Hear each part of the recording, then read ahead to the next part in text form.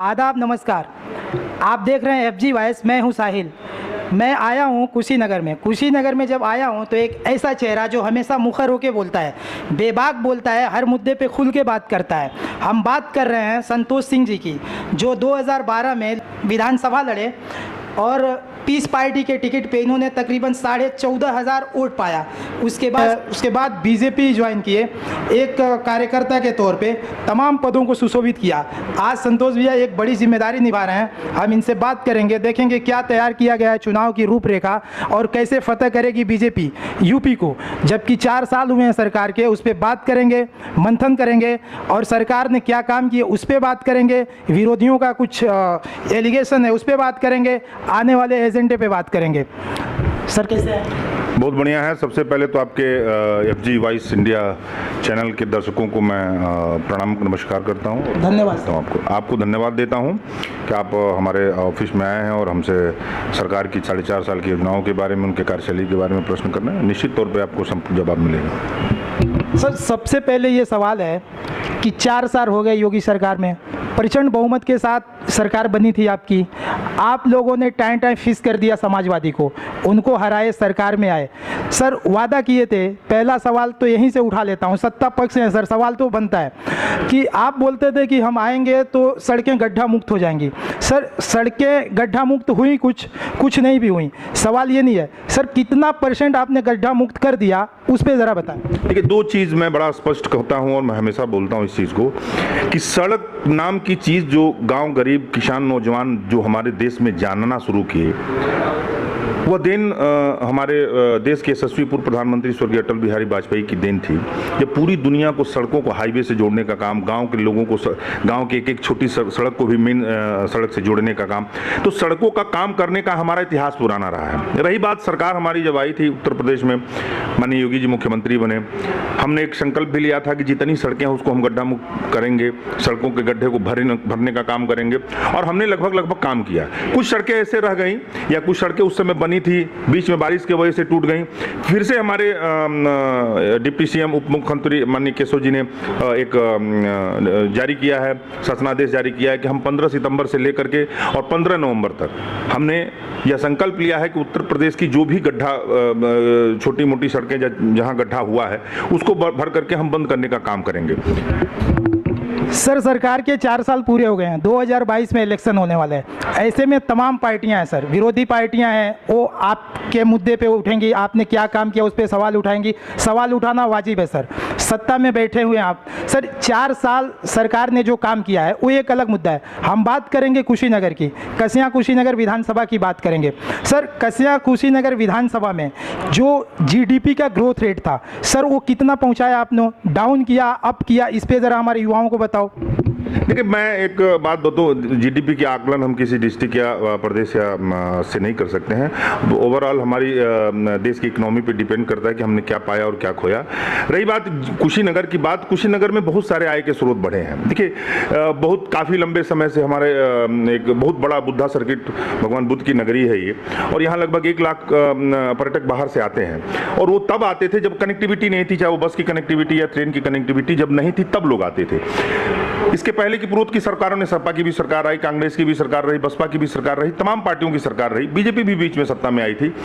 लेकिन कहीं ना कहीं योगी आदित्यनाथ की सरकार और हमारे देश के यशस्वी प्रधानमंत्री मोदी जी का यह संकल्प था कि हम जो भी ऐसे तीर्थ स्थल हैं, जो भी ऐसे जगह हैं जिनको हम जितना हो सकता है ट्रांसपोर्टिंग कनेक्टिविटी देंगे, उसी के मद्देनजर आप देख सकते हैं कि आप हमारे वहाँ का रनवे तैयार है, हमारे वहाँ कुशीनगर का एयरपोर्ट तैयार है उड़ने के लिए। आप सोच सकते हैं कि जब एक जगह, एक जिले में, एक जगह में जब कनेक्टिविटी प्रॉपर हो जाती है, ट्रांसपोर्टिंग प्रॉपर हो जाती है और जहां एयरपोर्ट जैसी व्यवस्था हो जाती है, तो वो बहुत बड़ा कमर्शियल हब बन जाता है। यहाँ नौजवानों को रोजगार का काफी स्कोप बढ़ा है।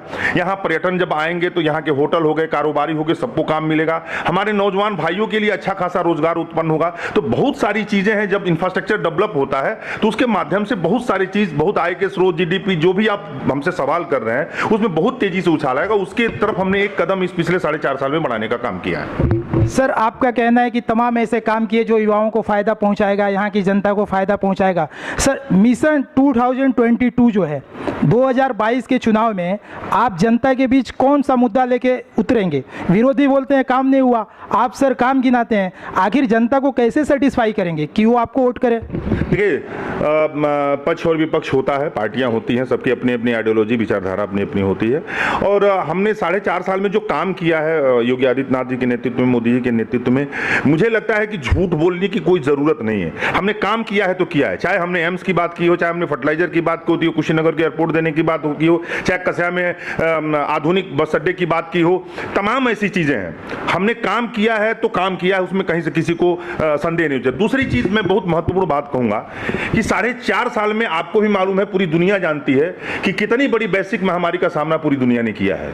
1.5 साल में हम लोगों की जिंदगी बचाने में 1.5 साल पूरा समय 1.5 साल हमारे देश के प्रधानमंत्री और हमारे प्रदेश के माननीय मुख्यमंत्री ने 1.5 साल हम लोगों की जान कैसे बचा सकते हैं, उनको वैक्सीन कैसे उपलब्ध करा सकते हैं, वो खाने बगैर कहीं कोई दिक्कत ना आए, उनको राशन पानी की कोई दिक्कत ना आए, उनको दवाइयों की कोई दिक्कत ना आए। 1.5 साल हमने सब कुछ भुला करके, हमारे पास कहां से आया, कैसे आया, उस सारी चीजों को भूल करके हमने एक ऐसा व्यवस्था दिया कि इस 1.5 साल में इस वैश्विक महामारी पे जो फतेह पाई है हम लोगों ने, वो किसी से छुपा नहीं है। और आपने देखा होगा कि ऑस्ट्रेलिया की मीडिया ने या फ्रांस के मीडिया ने ट्वीट करके योगी आदित्यनाथ को बधाई दिया और उन्होंने बोला कि इतने बड़े प्रदेश में जहां 30 करोड़ की आबादी है और इसके बावजूद भी वहां का प्रशासन, वहां का चीफ मिनिस्टर ने ऐसा काम किया है जो प्रशंसा योग्य है। तो इसमें कोई संदेह नहीं है कि हमने डेवलपमेंट का काम नहीं किया। 2 चीजें बहुत प्रमुख से रखूंगा मैं।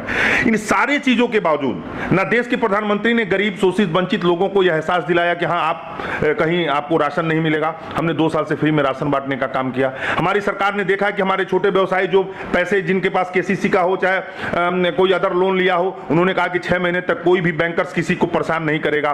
बिजली की चाहे बिजली का बिल की समस्या रही हो, चाहे अन्य जितनी भी आप समस्याएं गिना लो, जो आम पब्लिक से जुड़ी हुई समस्या थी, सरकार ने सबके साथ खड़ा होकर के व्यक्तिगत सबके साथ संवाद किया और संवाद करके लोगों को समस्या हल करने का काम किया। सर, छोटा सा सवाल करूंगा, छोटे से जवाब दीजिएगा, चूंकि हम यूट्यूब चैनल पे हैं। सर, सवाल जो है एकदम मुख्तसर सा होगा, शॉर्ट टर्म में होगा। सर, कितने डोज दिए आपने कोरोना के? देखिए, अब तक हम लोगों ने पूरे हिंदुस्तान में लगभग 50 करोड़ की संख्या हम पार कर ली है। कुशीनगर में डबल डोज कितनों को लगाए? कुशीनगर में डबल डोज का एक एग्जैक्ट आंकड़ा हमारे पास नहीं है। अगर शायद आप हमको जानकारी होती है प्रश्न है तो मैं जरूर वो आंकड़ा लेकर के बैठा, लेकिन मुझे मालूम है कि अब अधिकतर लोगों तक हमने पहले शुरू में हमारे विपक्ष के लोगों ने, जिन लोगों ने सबसे पहले वैक्सीन लगवाई, जो लोग वैक्सीन को कहते थे ये बीजेपी का वैक्सीन है, मोदी का वैक्सीन है, उन लोगों ने डरा करके लोगों को घर में बैठा दिया था। और ये मैंने अपने आंखों से देखा, अगर आप भी कहीं कवरेज करने गए होंगे तो देखे होंगे कि लोग डर के मारे घर में से निकलते नहीं थे वैक्सीन लगवाने के लिए। लेकिन धीरे धीरे लोगों के अंदर विश्वास पैदा हुआ। आज आलम यह है कि आप जा करके देखिए तो एक बड़ी तादाद में लोग घर से निकल करके वैक्सीन लगवाने के लिए जा रहे हैं। तो मैं आपको ये विश्वास दिलाता हूं कि हमारी सरकार की व्यवस्था और वैक्सीन को लेकर के हम अति संवेदनशील, हम जाएंगे लोगों के पास और कोशिश करेंगे कि जल्द से जल्द वैक्सीनेशन करके सारे लोगों को हम दोनों डोज पूरा कर सकें। सर, आप कहते हैं कि विरोधी जो है वो भ्रम की राजनीति कर रहे हैं, भ्रम फैला रहे हैं। सर, सबसे बड़ा तो आप पे इल्जाम है सर कि आप नफरत की राजनीति करते हैं, आप हिंदू मुस्लिम की बात करते हैं। सर, हिंदू मुस्लिम की बात करेंगे, दलितों के साथ भेदभाव करेंगे तो ये देश कैसे आगे जाएगा? कुशीनगर कैसा विकास करेगा? छोटा सा जवाब सर। देखिए, 2 चीजें, बहुत अच्छा सवाल आपने किया और मैं चाहता हूं इस तरह का सवाल हमसे कोई, जब बात सांप्रदायिकता की आती है, बात हिंदू मुसलमान की आती है, तो मैं एक चीज कहूंगा, भारत को किसने बांटा था? हिंदू और मुसलमान को किसने बांटा था? जब हिंदू और मुसलमान का बंटवारा हुआ, भारत का बंटवारा, तो कोई भारतीय जनता पार्टी की सरकार नहीं थी, कोई भारतीय जनता पार्टी नाम की पार्टी तक नहीं थी। आज बांटने वाले लोग जो थे वो बांट करके चले गए। हम पे सांप्रदायिकता को, हम तो हमेशा शुरू से कहते हैं, हमने हमेशा कहा है कि एक अच्छा हिंदू होना चाहिए, एक अच्छा सिख होना चाहिए, एक अच्छा पारसी हो, एक अच्छा ईसाई और एक अच्छा मुसलमान होना चाहिए।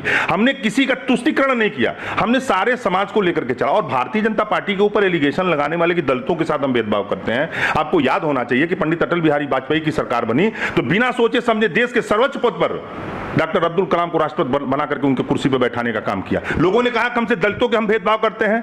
जब हमारी सरकार बनी, नरेंद्र मोदी सत्ता में आए, नेतृत्व में आए, तो दलित के बेटे रामनाथ कोविंद को हमने राष्ट्रपति की कुर्सी पर, हमने भेदभाव कहां किया? हम तो ये कहते हैं कि अगर मस्जिद की बात करते हो तो मंदिर की भी बात करो। हम ये कहते हैं कि सामाजिक सौहार्द बनाओ। हम ये कहते हैं कि आइए हमारे साथ जुड़ करके भारत के विकास में। और मैं कहता हूं हिंदू मुसलमान की बात करने वाले उन लोगों से और अपने उन मुसलमान भाइयों से जो तथाकथित लोगों के बहकावे में आकर के अनाप शनाप बोलते हैं या कहते हैं या बात करते हैं, उनको अगर देखना है तो सीरिया को को देखें, उनको देखना तो आप अफगानिस्तान और तालिबान को देखें, बांग्लादेश को देखें, पाकिस्तान को देखें कि आज वहां मुसलमानों की स्थिति क्या है। हमारे वहां का मुसलमान भी समझदार है और हमारा देश नारा दिया हमारे प्रधानमंत्री ने कि सबका साथ और सबका विकास, और उसी भावनाओं को लेकर चलते हैं। हम मुहर्रम की भी बधाई देते हैं, ईद की भी बधाई देते हैं, और वो लोग भी आकर के हमके दशहरा और दीपावली की बधाई। हमारे में कोई भेदभाव नहीं। सर, सबका साथ सबका विकास सबका विश्वास का जो नारा प्रधानमंत्री जी ने दिया है, योगी जी ने दिया है, सर इससे एक सवाल उठता है। सर आप कहते हैं कि सबका साथ सबका विकास सबका विश्वास, हमने जब डेटा देखा यूपी का, सर माइनॉरिटी की बात करना इसलिए ज़रूरी हो जाता है क्योंकि माइनॉरिटी इस देश के सबसे बड़ी माइनॉरिटी अगर कोई है तो मुस्लिम है।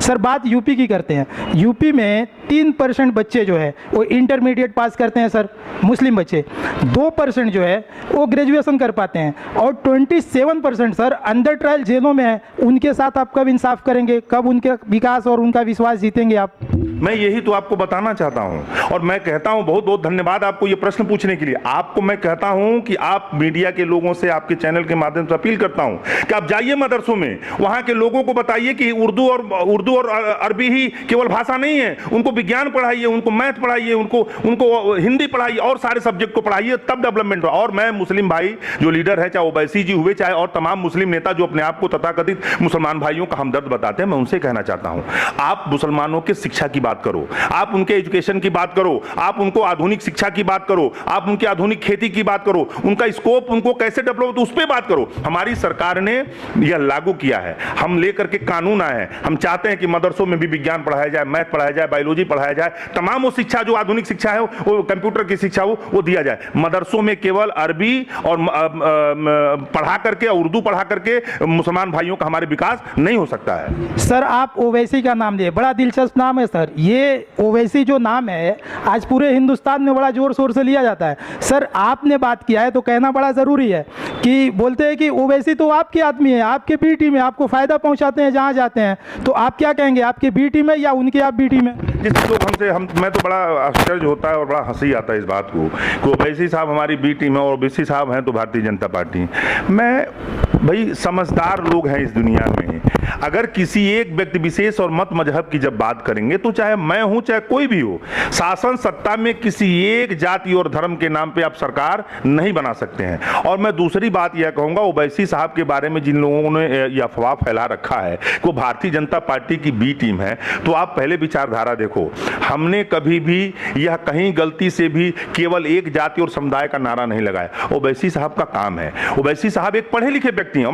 मैं देखिए, मैं जो सच्चाई है वो बयान करूंगा। हिंदुस्तान में मुसलमानों के लिए एक अच्छा चेहरा मिला है जो पढ़ा लिखा है, लेकिन पढ़े लिखे का उपयोग पहली बार कोई नेता है जो आपके कम्युनिटी का, मुसलमान कम्युनिटी का भाई जो पढ़ा लिखा है और शिक्षित व्यक्ति है, पार्लियामेंटेरियन है, पार्लियामेंट में रहते हैं, अच्छा डिबेट करते हैं, बोलते अच्छा है। मैं उनसे निवेदन करूंगा, आग्रह करूंगा कि आप नफरत की बात छोड़ करके, आप सिर्फ और सिर्फ मुसलमानों की बात छोड़ करके आप आइए, हमारे देश के संविधान की बात करिए और मुसलमानों को डेवलपमेंट और उनके एजुकेशन की बात करिए। देखिए अपने आप मुसलमान भाइयों की तरक्की हो जाएगी, मेहनती लोग हैं। सर यहाँ भी कर दिए ना पॉलिटिक्स की बातें। आप कहते हैं कि ओवैसी जी पढ़े लिखे हैं, यानी आप उनके लिए एक सॉफ्ट कॉर्नर रखते हैं, पीछे का दरवाजा जो है ओवैसी के लिए खोल के रखते हैं। यही तो एलिगेशन है सर आप पे, यही कांग्रेस कहती है, यही समाजवादी कहती है, यही बीएसपी कहती है, इस पर क्या कहेंगे? देखिए, आपने अगर हमसे कहा कि एक सॉफ्ट कॉर्नर है, तो सॉफ्ट कॉर्नर प्रणब मुखर्जी जी के लिए भी है। वो भी एक अच्छे नेता थे, अच्छे व्यक्ति थे, संघ के विचारधारा से नहीं जुड़े थे, फिर भी वो संघ के मंच पे चले गए थे।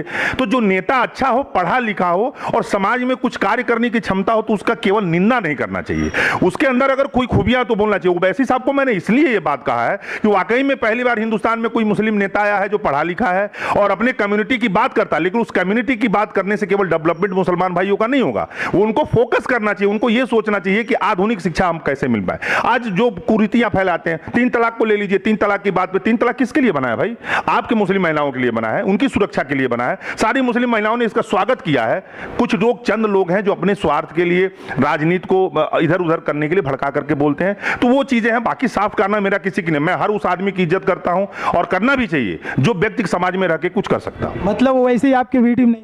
मैं वो बी टीम होने का सवाल ही, मैं तो हर उस आदमी को अपना बी टीम मानता हूं जो हमारे आइडियोलॉजी से जुड़ा हो, जो हमारे विचारधारा से जुड़ा हो, मैं उनको अपना बी टीम मानता हूं। जो हमारी विचारधारा का नहीं है वो हमारे किसी प्रकार का किसी काम का नहीं है, ना वो हम कभी उनके साथ हम काम कर सकते हैं। सर, उत्तर प्रदेश में क्या आप यहाँ से हमारे चैनल के माध्यम से वादा करेंगे कि सरकार आई दोबारा तो ये जो पहली जितनी चीज़ें हुई है सर मॉब लिंचिंग हुई है, गाय के नाम पे लोगों को मारा गया है, बहुत सारी ऐसी घटनाएं हुई हैं, दलितों को जूती पहनने के लिए मारा गया है, वो मैटर यहाँ का नहीं है, लेकिन बात ओवैसी की आई तो मैंने कर दिया।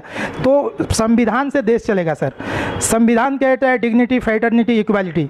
सर, आप उस पर बात करेंगे या जोर या जबर की सरकार चलाएंगे? देखिए, बड़ा अच्छा है मोमिन सिंह की सवाल आपने किया है। आपको याद होगा कि समाज में हर व्यक्ति का चाहे हम हो चाहे कोई हो, समाज में रहने वाला प्रत्येक व्यक्ति हम जैसा सोचते हैं वैसा ही सोचे, ऐसा नहीं हो सकता है। आपने महाराष्ट्र में साधु की हत्या हुई थी, आपने देखा होगा, दुनिया ने देखा, पूरी दुनिया, वो भी मोमिन सिंह था। और जगह कई घटना हुई है। समाज में कुछ ऐसे लोग हैं जिनकी मानसिकता पे किसी का काबू और बस नहीं है, वो लोग हरकत करेंगे ही करेंगे, वो चाहे किसी समाज के हो। और ऐसे समाज में कुकृत फैलाने वाले लोगों की मैं घोर और कड़े शब्दों में निंदा करता हूं, चाहे कोई भी मंच हो। मैं कहता हूं ये गलत है तो वो गलत है। मतलब ये जो लोग हैं सर, जो संविधान की धज्जियां उड़ाते हैं, लोगों पे ऊपर आघात कुआघात करते हैं, ये आपके लोग नहीं है, आप इनको कहीं से भी सपोर्ट नहीं करते हैं? बिल्कुल 100% मैं कहता हूं को ना हमारे विचारधारा के लोग हैं, ना हमारे पार्टी के लोग हैं, ना हमसे और समाज में ताल्लुक रखने वाला वह व्यक्ति जो समाज के अंतिम पौधान पे बैठा हो, चाहे बड़े वर्ग में हो, ऐसे लोग जिनकी सोच और विचारधारा ऐसी हो ही नहीं सकती है, इनमें से वो कोई लोग नहीं। विकृत मानसिकता के लोग इस तरह के घटनाओं को कुकृत करते हैं। सर, महिला सशक्तिकरण का वादा किए थे आप लोग ने। महिला सशक्तिकरण में जब हम यहाँ पे वर्क कर रहे थे सर आपके क्षेत्र में, तो एक अंजुम आरा का केस आया, जो पडरौना से कोई एक स्कूल चलाते हैं, ओपी गुप्ता करके। नाम मैं इसलिए ले रहा हूँ कि नाम लेना जरूरी है। वो अंजुम आरा जो है सर, वो केस में कहाँ तक काम हुआ, उनको सजा हुआ जो दोषी थे? क्या वाकई दोषी थे, प्रोपेगेंडा था, क्या था, इस पे कुछ बताएंगे? देखिए, शायद अब तक दोषी भी सामने होता और इस घटना में जिस महिला के साथ घटना घटी है उसकी भी सच्चाई सामने होती, लेकिन मैं बार बार यही कहता हूं कि अति संवेदनशील मामलों में राजनीति कतई मत करिए। अति संवेदनशील मामलों जब राजनीति करना शुरू करिएगा तो कहीं ना कहीं एक पक्ष विपक्ष, कहीं ना कहीं जाति और धर्म, सारी चीजें हावी हो जाती हैं। ओपी गुप्ता के मामले में मैं सिर्फ यह करूंगा कि राजनीतिक रोटी सेकने वाले भाइयों से सबसे कहूंगा कि प्लीज इस पे राजनीति करना बंद करिए। अंजुम के साथ जो कुछ भी हुआ है वह सरकार के संज्ञान में है, हमारे वहां के डीएम और एसपी के संज्ञान में है। जो भी दोषी होगा, मैं फिर एक बार आपके चैनल के माध्यम से कहता हूं, अगर कोई दोषी होगा, दोनों तरफ से जांच होनी चाहिए कि परिस्थितियां क्या थी, किसने क्या किया, किसने कैसे किया। लोग जो कर्म और कुकृत्य करते हैं उसका अंजाम उसको भुगतना पड़ता है। तो आपके चैनल के माध्यम से कहूंगा कि राजनीतिक रोटी सेकना बंद करिए। अगर वह गलत है और गलत हुआ तो उसका इंसाफ होगा। सर, मोदी जी कहते हैं कि मैं मुसलमानों से अपील करता हूं, उनके एक हाथ में कुरान और एक हाथ में जो है साइंस की किताबें, कंप्यूटर देखना चाहता हूं। सर, डेवलपमेंट पे आप काम कर रहे हैं, आपने जैसा बताया। सर, एजुकेशन पे आप काम कर रहे हैं, अगर काम कर रहे हैं तो एजुकेशन कहां तक पहुंचा? आप कैसे प्रोत्साहित करेंगे कि माइनॉरिटी का दिल आप जीते? माइनॉरिटी की बात आई तो सर सिर्फ मुसलमानों को ध्यान में नहीं रखिएगा, यहाँ जैन भी माइनॉरिटी है, ईसाई भी माइनॉरिटी है, बुद्ध भी माइनॉरिटी है। तो उनको आप कैसे प्रोत्साहित करेंगे कि आप आगे आइए और देश के निर्माण में अपना योगदान दीजिए? देखिए, पहली बात, मैं हमेशा इस आपके चैनल के माध्यम से भी कहूंगा इस बात को कि मैं मुसलमान भाइयों से हमेशा अपील करता हूं, कहता हूं, और जहां मैं बैठता हूं वहां कहता हूं कि भाई आप आइए, दिल खोल करके आप हमारे पास आइए।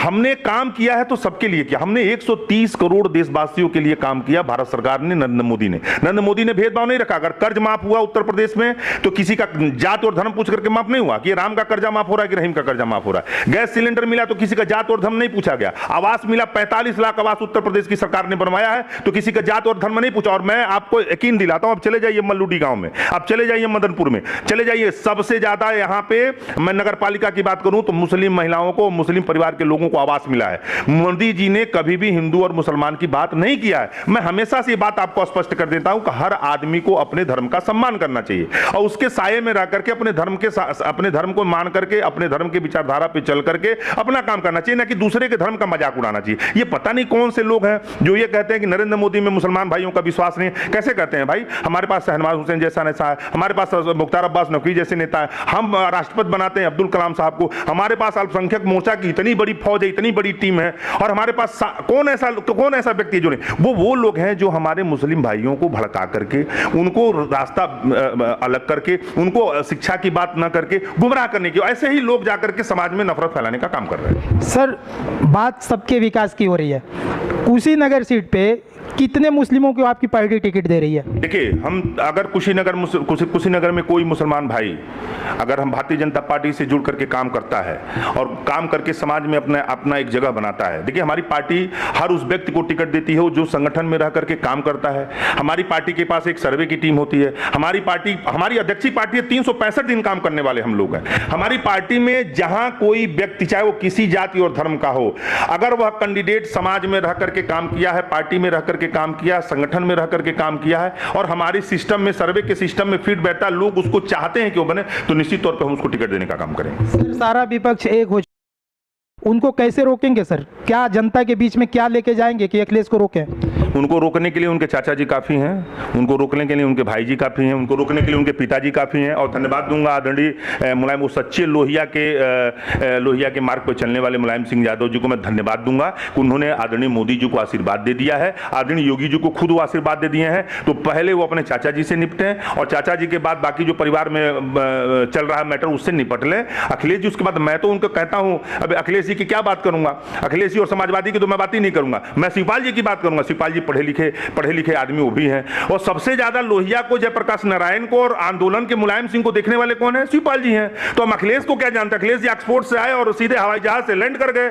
अगर किसी को मैं मानता हूं असली समाजवादी नेता, तो शिवपाल जी को मानता हूं। तो पहले वो शिवपाल जी से निपट लें, तब भाजपा से निपटेंगे तो अच्छा रहेगा। मतलब शिवपाल जी के साथ जो है आपकी मीटिंग हो चुकी है? नहीं, मीटिंग का तो मतलब नहीं है। मैं तो ये कहता हूं कि किसी भी दल में कोई अगर संघर्ष करके नेता ऊपर आता है तो उसकी बात करना। आप ईमानदारी से बताइए, और समाजवादियों से मैं सवाल करूंगा, वो जवाब देंगे, जरूर जवाब देंगे, मेरा न्यूज देखेंगे तो। मैं उनसे पूछना चाहता हूं कि अखिलेश और शिवपाल में बड़ा कौन?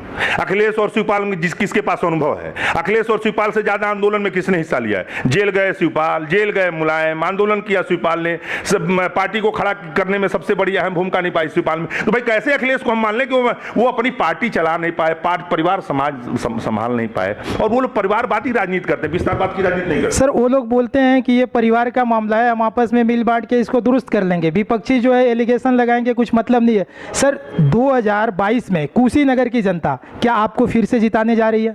मैं दावे के साथ कहता हूं कि नरेंद्र मोदी के नेतृत्व में केंद्र में और प्रदेश में योगी आदित्यनाथ के नेतृत्व में सबका और सबका साथ सबका विकास के नारे के साथ हमने गांव, गरीब, किसान, शोषित, वंचित समाज के अंतिम वर्ग तक की चिंता करी है। और मुझे पूरा विश्वास है कि पुनः एक बार भारतीय जनता पार्टी को और नरेंद्र मोदी की सरकार को, योगी जी की सरकार को 2022 में पूर्ण बहुमत की सरकार बना करके उत्तर प्रदेश में स्थापित करने की काम करेगी। सर, आप एक बार पीस पार्टी की टिकट पे इलेक्शन लड़ चुके हैं, 14,500 वोट आपने लिया था।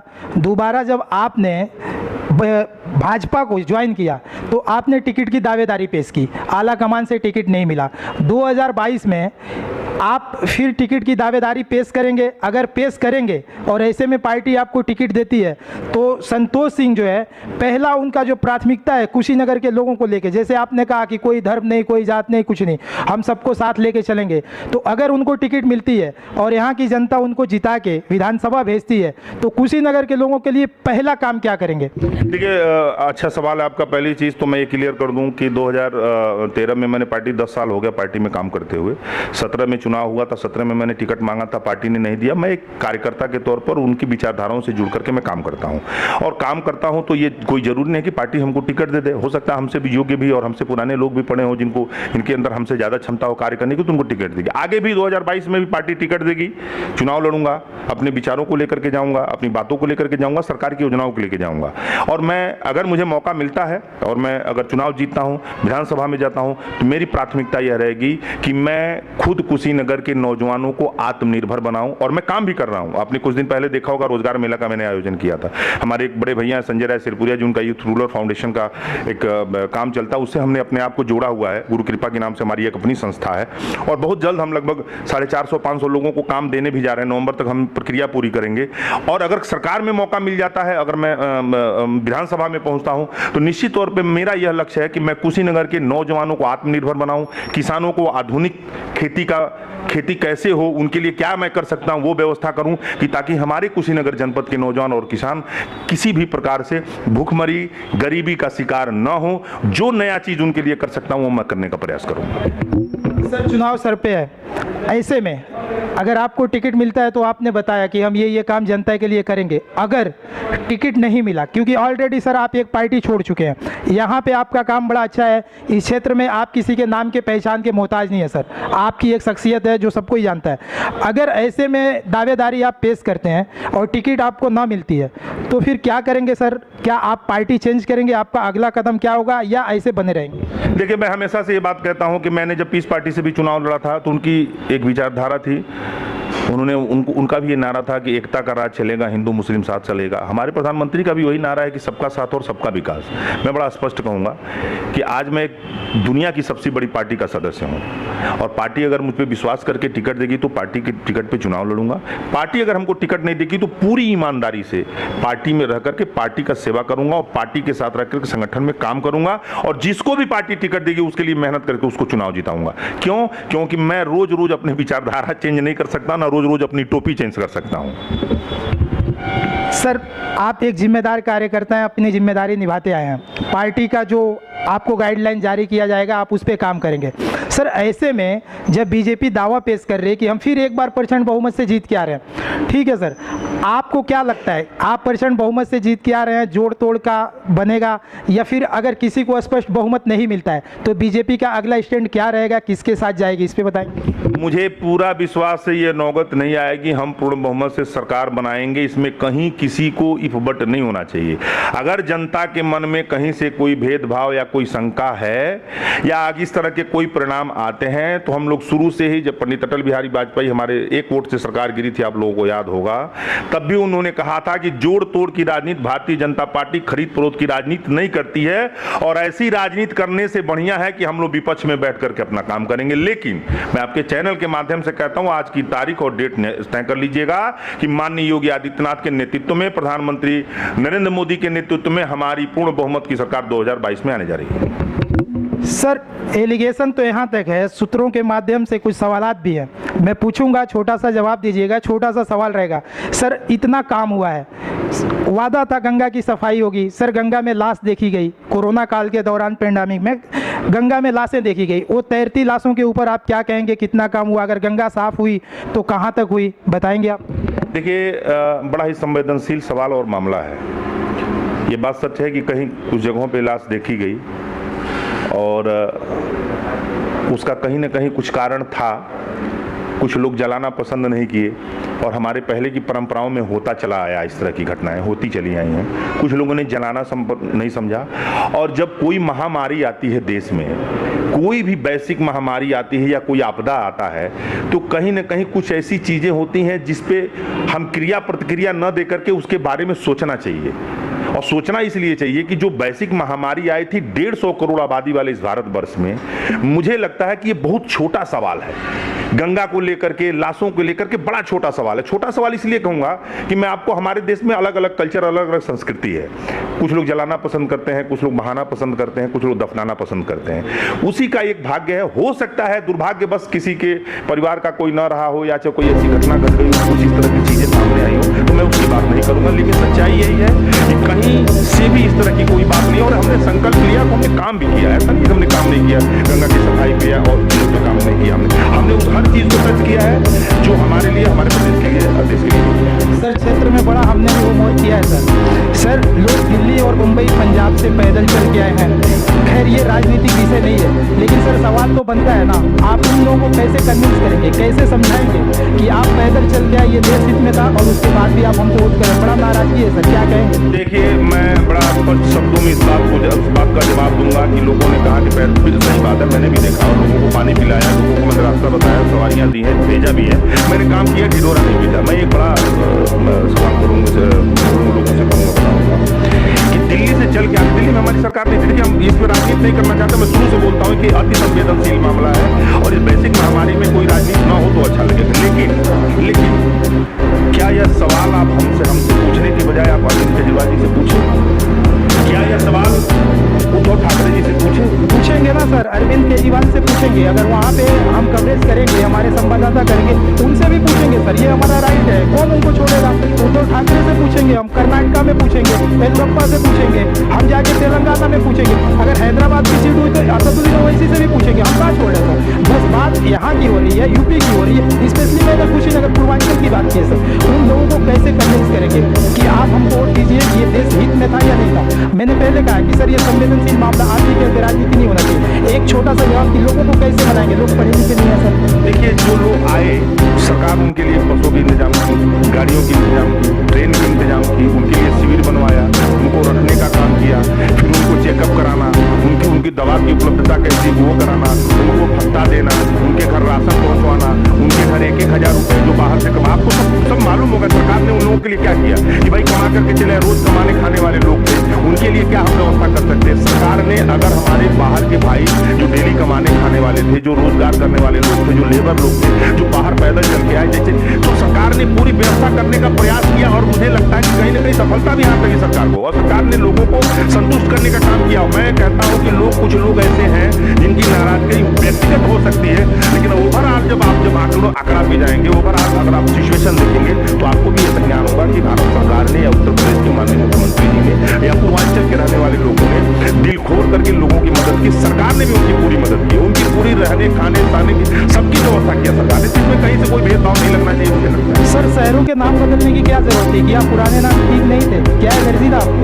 देखिए, शहरों के नाम तो हम थोड़ी नहीं बदलना, शहर का नाम तो पहले से बदला हुआ था, हम दोबारा उसी को ला करके खड़ा कर रहे हैं। अब थोड़ा पीछे के इतिहास में जाएंगे, आपको पता चल जाएगा तो का नाम क्या था, फैजाबाद का नाम क्या था, आजमगढ़ का नाम क्या था। ये सारी चीजें हमारे पहले जो लोग थे वो बदल चुके थे, वही प्रक्रिया अब हो रही है, तो उससे कहीं से कोई भेदभाव नहीं हो। तो राम रहीम जो है वो राम हो सकता है, राम को आप ये बताइए, लोग सुन करके आपने किसी हिंदू को मुसलमान बनते हुए सुना होगा, किसी मुसलमान को मुसलमान बनते हुए सुना है, किसी हिंदू को हिंदू होते हुए सुना है। तो ये जो है प्रक्रिया जो है वो हमारे आपके बीच में रहने वाले लोगों ने बनाई है। आपका हमारा डीएनए से मैं हिंदुस्तान में रहने वाला मुसलमान हो या दुनिया के किसी कोने में मुसलमान हो। सर सवाल ये नहीं था, सवाल ये था सर कि क्या नाम बदलने मात्र से, वो मिसाल था सर, क्या नाम बदलने मात्र से देश का विकास होगा, प्रदेश का विकास होगा, कुशीनगर का विकास, यही तो आप पे इल्जाम है सर। देखिए, हमारी सभ्यता संस्कृति हमारी अपनी पहचान है, हमारी धरोहर है। लोगों ने तो यहाँ तक कह दिया कि राम मंदिर से कोई मुद्दा है, राम मंदिर बनने के क्या फायदा है, ताजमहल कोई मुद्दा है, ताजमहल को क्या फायदा है। अरे भाई, हम ये कहते हैं जिससे हमारी पहचान है, जहाँ से हमारा धर्म जुड़ा हुआ है, जहाँ से हमारी आस्था जुड़ी है, जिस मर्यादा पुरुषोत्तम राम से हमारा अस्तित्व है, जिस राम को पूरी दुनिया में पूजा जाता है, आप उन्हीं को प्रश्न उठाते हैं कि पैदा कब हुए थे, तो कहाँ हुए थे, उनका राम मंदिर नहीं बनना चाहिए, उनका जगह कौन सा है। राम को तो हर एक हिंदुस्तानी इज्जत देता है सर, कृष्ण को भी मानता है, ये राम रहीम की सभ्यता, गंगा जमुनी सभ्यता है सर। सर सवाल एक ये भी है, आपने जो जवाब दिया बड़ा संतुष्टि वाली जवाब दिया, कुछ लोग तो होता है सर। सवाल एक ये है कि ठीक है, आपने इतने सारे काम किए, बात करते हैं राशन की, सर आपने बोला कि हम यहाँ पे बेरोजगारी खत्म कर रहे हैं, इतना काम कर रहे हैं, किताबों में बताए सर, और कुछ सर्वे मैंने भी किया सर। इस देश में 22 करोड़ की आबादी है, उत्तर प्रदेश की आबादी 22 करोड़, अगर ये उत्तर प्रदेश एक देश बनता तो विश्व का 7वां बड़ा देश होता सर। उत्तर प्रदेश के 22 करोड़ लोगों में 19 करोड़ लोग फ्री राशन के लाइन में लग गए, तो कहाँ गया आपका सबका साथ सबका विकास? सर यही तो मैं समझा रहा हूँ कि 2011 की जनगणना हुई, 2011 के जनगणना में तथाकथित लोगों ने क्या किया था, जिनका एक मंजिला था 2 मंजिला बनवा दिया, उनको आवास की जरूरत नहीं थी, उनको आवास दिलवा दिया, जो गरीब था वो गरीब रह गया। हमने जिन 45 लाख लोगों को आवास दिया है, डायरेक्ट सीधा पैसा उनके खाते में गया। हमने चिन्हित किया कि उनको जरूरत है कि नहीं, उन लोगों को दिया। 2011 की जनगणना के बाद हमारे देश में जिनकी सरकारें बनी और जिन सरकारों ने काम किया, मुझे लगता है कि सही जवाब वो दे पाएंगे। उन्होंने 5 साल और पिछले के 14 साल में, हम तो 14 साल बाद सत्ता में आए, लेकिन 14 साल में रह करके गांव गरीब किसान दलित मजदूरों के लिए क्या किए वो लोग वही बता दें। हम तो 4.5 साल में हर सवाल का जवाब देने के लिए तैयार। सर मंत्री हैं सर, प्रदेश में सरकार है, देश में सरकार है, फिर ऐसा कौन सा मजबूरी है कि हर इल्जाम को आप पिछली सरकार से जोड़ के देखते हैं? वो तो सत्ता से बाहर है सर उन लोगों ने काम नहीं किया, इसीलिए तो जनता उनको हरा के बाहर कर दी। आपको काम के लिए चाहिए है तो सर आपका जिम्मेदारी है ना काम बताओ, वो कैसे आपको रोक रहे हैं, इससे बताइए सर। हम तो जावर का एयरपोर्ट आपको दे दिया, अयोध्या में राम मंदिर बना दिए, हमने आपको एम्स दे दिया, हमने आपको फर्टिलाइजर दे दिया, कुशीनगर में एयरपोर्ट दे दिया। हमसे और क्या चाहते हैं? हमने आधुनिक बस अड्डा दे दिया, रेल की कनेक्टिविटी हम करने जा रहे हैं पटरौना वाया कुशीनगर होते हुए। हमसे आप क्या चाहते हैं? हमसे कुछ क्या बताने के लिए सर यही तो चाहते हैं कि हमने मेडिकल कॉलेज दिया हुआ है, उसका काम चालू हो गया, ट्रामा सेंटर के जमीन भी उपलब्ध हो गई है, वो भी काम शुरू होने जा। शिक्षा के क्षेत्र में, चिकित्सा के क्षेत्र में, हमने रोड के क्षेत्र में, बिजली के क्षेत्र में, जहाँ बिजली आपको याद होगा पिछली सरकारों में 7 घंटा एक हफ्ता आती थी और 7 दिन रात में और 7 दिन में आती थी। आज 18 घंटा गाँव में बिजली मिलता है। आप भी गवाह हैं, हम भी गवाह इस चीज को। एक टेलीफोन के काल पे 2 दिन के अंदर, 1 दिन के अंदर, 24 घंटे के अंदर ट्रांसफार्मर। आप क्या चाहते हैं हमसे? यही तो चाहते हैं, जो आपने जवाब दे दिया यही तो कहलवाना था आपको, क्योंकि लोगों का इल्जाम था कि बताते कुछ और है, होता कुछ और है। तो मैंने मिला कि संतोष भाई से मिले कि बेबाकी से बात करते हैं चैनल पे, यही तो चाहते हैं सर। हमारा तो काम हो गया। देखिए, हमारे जनप्रतिनिधि की जितनी क्षमता है, हमारी सरकार की जितनी क्षमता है, जितनी योजनाएं हैं, हमने पूरा प्रयास किया है कि